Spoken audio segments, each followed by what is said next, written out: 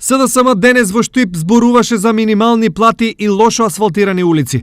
Во својство на претседател на партиската комисија за труд и социјална политика, Мила Царевска, најави зголемување на минималната плата, која според неа сега не е доволна за достоинствен живот на околу 50.000 работнички семејства во државата. Минималната плата, уште во првиот мандат, ќе ја зголеми од 9.000 денари на 16.000 денари. Разликата ќе се почувствува веднаш. Уште во април 2017 година минималната плата ќе ја покачиме на 12.000 денари. Дополнително најавуваме дека граѓаните кои што имаат пониски примања ќе плаќаат и пониски даноци, поради тоа што така е праведно. За ова да не предизвика ефект на отпуштање на работници, СДСМ најави мерки и за стопанствениците. Секој работодавач кој што ќе исплати бруто минимална плата, уште во првата година ќе има поврат од 1.900 денари.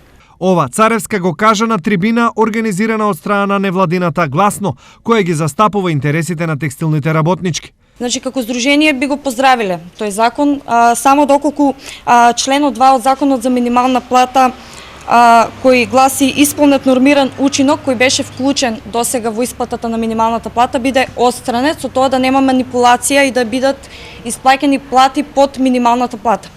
За ставовите на Царевска во однос на минималната плата одговор побаравме од ВМРО ДПМН, но до затворањето на вестите реакција од нив не добивме.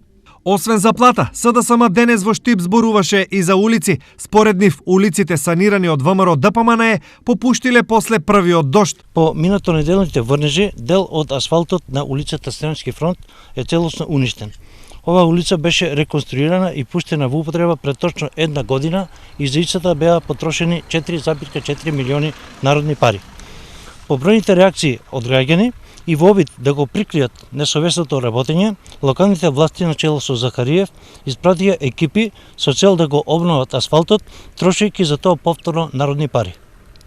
За повторната реконструкција ќе се потрошат преку 320.000 денари пари на граѓани. Од општината најавија дека се работи за пропуст на изведувачот и истиот. Согласно договорот, има обврска оштетувањата на улиците на свој трошок да ги санира во најкраток можен рок. Улицата е под гаранција и изведувачот си презема мерки за поправка без никакви дополнителни средства од буџетот на општината и истата ќе биде санирана утре.